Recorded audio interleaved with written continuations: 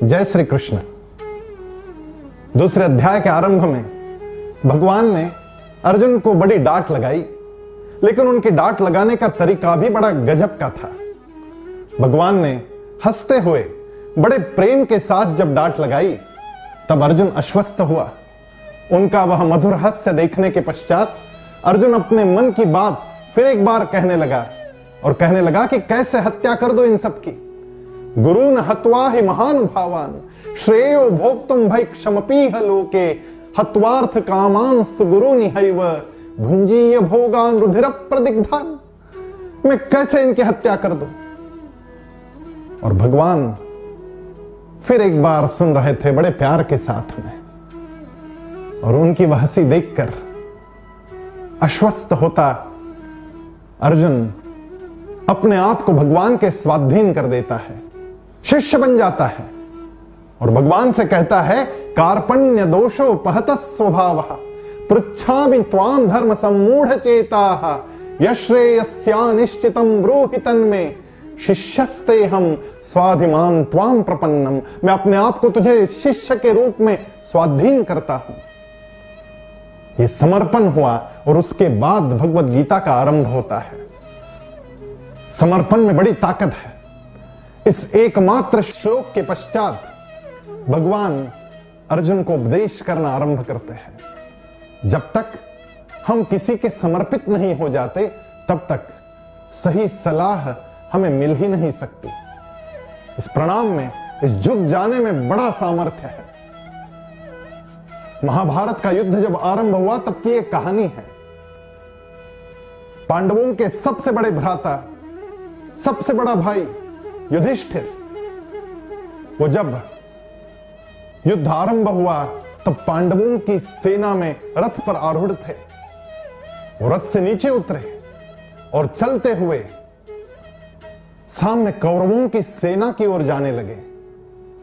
सबको बड़ा आश्चर्य हुआ कि ये हो क्या रहा है। युधिष्ठिर तो पांडवों के राजा है, और एक राजा जब शत्रु की सेना की ओर चल जाए तो उसके कई अर्थ होते हैं। तो लोग दिग्मुख थे कि हो क्या रहा है। और चलते हुए युधिष्ठिर पितामह भीष्म के रथ के पास पहुंचते हैं और पहुंचकर पितामह भीष्म के चरण स्पर्श कर आशीर्वाद की याचना करते हैं, झुक जाते हैं और कहते हैं युद्ध को आरंभ करने की आज्ञा दे। उस समय भीष्म पितामह कौरवों की सेना के सेनापति है और युधिष्ठिर पांडवों के सबसे ज्येष्ठ भ्राता प्रणाम कर रहे हैं। कैसी परिस्थिति बन गई होगी। भीष्म पितामह अब कहे तो क्या कहे, लेकिन जब युधिष्ठिर झुक गया और युधिष्ठिर ने प्रणाम करके आशीर्वाद मांगे, युद्ध आरंभ करने की अनुमति मांगी, तो स्वाभाविक रूप से भीष्म पितामह के मुख से आशीर्वाद प्रकट हुआ, विजयी भव। शत्रु सेना के सेनापति सबसे बड़े भाई युधिष्ठिर को विजयी भव का आशीर्वाद देते हैं। इस विजयी भव के आशीर्वाद में ही उनकी हार छिपी हुई है।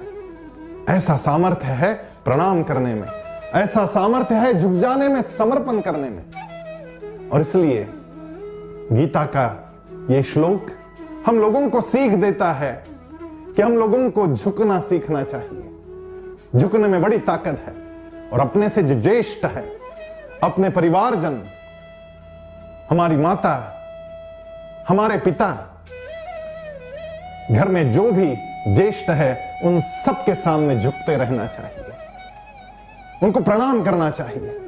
जब सुबह उठते ही अपना काम आरंभ करने से पहले हम लोग अपनी मां को प्रणाम करते हैं या सास को प्रणाम करते हैं, तब स्वाभाविक रूप से पहले दिन जो कुछ घट गया वो सब भूल जाते हैं वो लोग, और बड़े विशाल हृदय से आशीर्वाद देते हैं, यशस्वी भव, विजयी भव।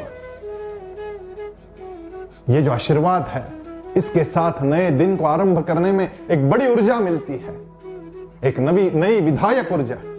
हम लोगों को यह श्लोक सिखाता है कि हम लोगों को झुकना सीखना चाहिए।